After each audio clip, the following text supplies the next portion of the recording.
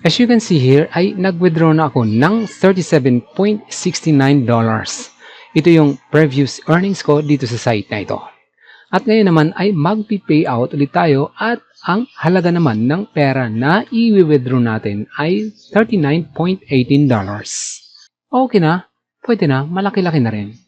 Kumpara naman sa nakatingga lang ang oras mo, wala kang kinikita. Sa kada araw, walang perang pumapasok sa'yo. Okay?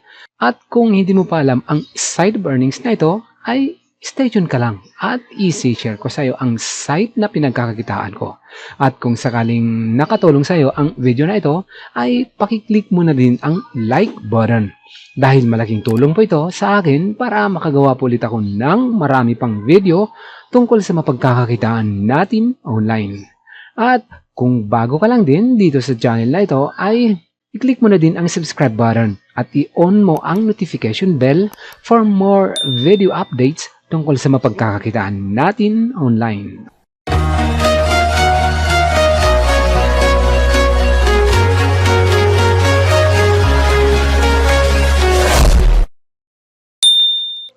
Okay, ito ang isa sa mga site na pinagkukunan ko ng extra income online. Whalebit Capital, world #1 crypto earning bank.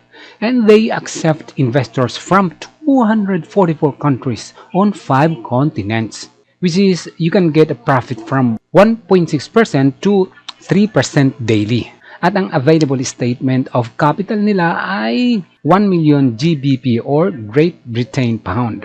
And they guaranteed a refund at any time. So, parang maganda ito, di ba? Sa bagay, nakadalawang payout na ako dito. At kung sakaling gusto mong mag-invest dito kay Whalebit Capital, ay pwede mong i-click ang registration link dyan sa baba ng video na ito. Pero inuulit ko ay para lang ito sa mga risk taker. Dahil investing in crypto is very risky. Okay? Ganitong screen ang makikita mo pagka-click mo ng registration link. Then, i-click mo lang itong open account.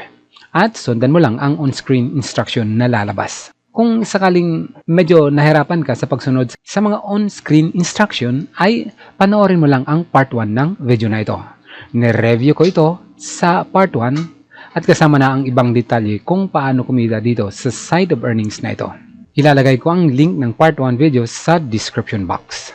Ngayon naman ay silipin na muna natin ang CoinsPH wallet ko para makita natin ang pagkakaiba pag tayo ay nag-payout na. Kung ipineout na natin itong $39.18. Punta tayo sa CoinsPH ko. Ayan. So dito sa BTC ko, ay meron lang akong 0.0022 BTC or 1,428 pesos. Ayan. So dito sa history, October 10 ang latest transaction history ko. So balik tayo dito sa Whalebit Capital at magpe-payout tayo. So nakasetup na dito yung Bitcoin wallet ko. Meron din akong Ethereum wallet dito. Silipin na muna natin ang withdraw history ko. So ito ngayon ang withdrawal history ko. October 13, nag-payout ako ng 37.69. Ito yung pinakita ko kanina. Ayan, so total is $37.69. So, balik na tayo dito sa withdraw funds. Withdrawin na natin yun. So ayan, dito sa account balance ko ay meron akong $39.18. At dalawa yung ano nito, ayan. Sa Bitcoin meron akong $38.18. At dito naman sa Perfect Money ay meron akong $1. Saan nga ba itong Perfect Money? Bakit magkahiwalay ang dalawang ito? Punta natin dito sa earning history. Balikan tayo din. Ayan. Ito si Perfect Money na $1 ay ito yung bonus. Nag-post ka sa YouTube, Facebook, makukuha mo ito dito sa Bounty. Ito, click mo lang itong Bounty. Ayan, sa Facebook, makakuha ka ng $0.1 to $50 rewards kung mag-post ka sa Facebook. At yan, ito yung mga instruction niya.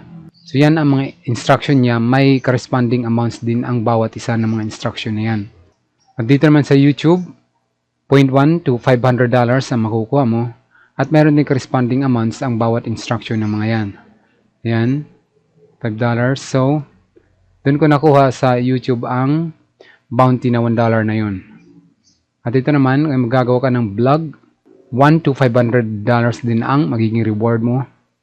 At dito naman sa Telegram or WhatsApp, gagawa ka ng ano dun sa promotion nila, sundan mo lang mga instructions nila at meron ka ding makukuhang mga rewards. Ayun yung nakuha ko dun sa Payer account ko. Balik tayo. So ito yun siya, mga nakapula na to. $1 which is a bonus na nakalagay. So yan. Balik tayo sa withdraw funds. Ayan, $38. So click ko lang ito. Ito yung una nating ipay out, yung Bitcoin dollar ko, Bitcoin account ko. Then, choose natin Bitcoin. Ilagay ko dito yung Bitcoin, 38.5. Yung Bitcoin ko ay naka-setup na kaya matik na papasok sa Bitcoin wallet ko. Ito namang Ethereum, naka-setup na din pero Bitcoin kasi yung dineposit ko kaya sa Bitcoin din siya mapapasok. Ilagay ko lang dito yung second payout. Ayan, second, thanks for more blessings. Nadoble na. Okay. And click on request. Ayan. So, ito na. Ito na yung wallet address ko. Ito yung amount. BTC amount, 0.002. Ayan. Then, click on confirm. So, ayan na. Nawala na siya rito. Ang pera natin, nawala na. Payer, perfect money na lang ang natira. So, dito sa withdraw history, ayan, andito na siya.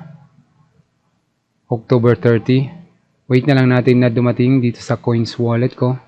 Sa ngayon ay wala pa siya. As in October. Ay, ito na. Receiving na kaagad siya. So, saglit lang, di ba?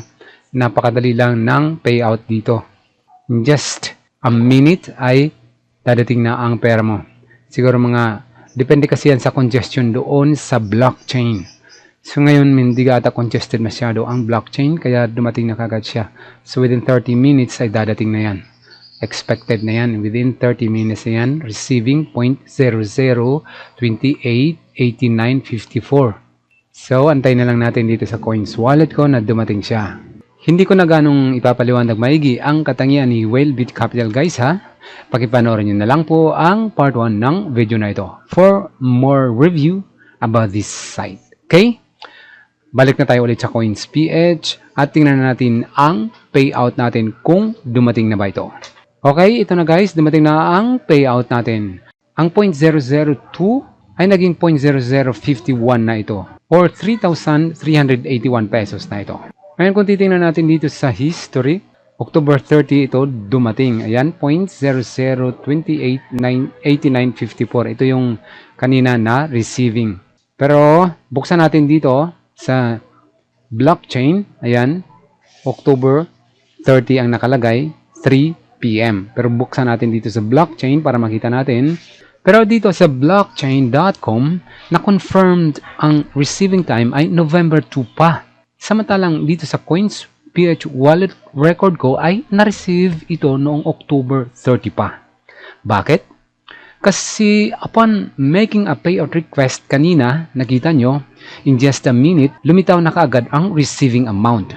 So, wala talagang problema kay Whalebit Capital in terms of payment processes. Dito sa blockchain.com, nagkaroon ng trouble.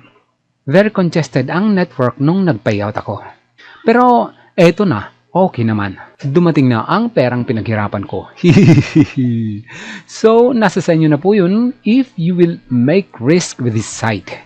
Ipinakita ko lang sa inyo ang konting return of my investment dito sa site na ito. Okay? Sana nagustuhan nyo ang video na ito at kung sakaling nakatulong sa iyo ito ay pakiclick nyo po ang like button. At huwag kalimutang i-click ang subscribe button of course. At i-on mo ang notification bell for more video updates tungkol sa mapagkakakitaan natin online katulad sa video na ito na isinishare ko sa inyo ngayon. Okay? Hanggang dito na lang muna ako at once again, thank you everyone and be safe always.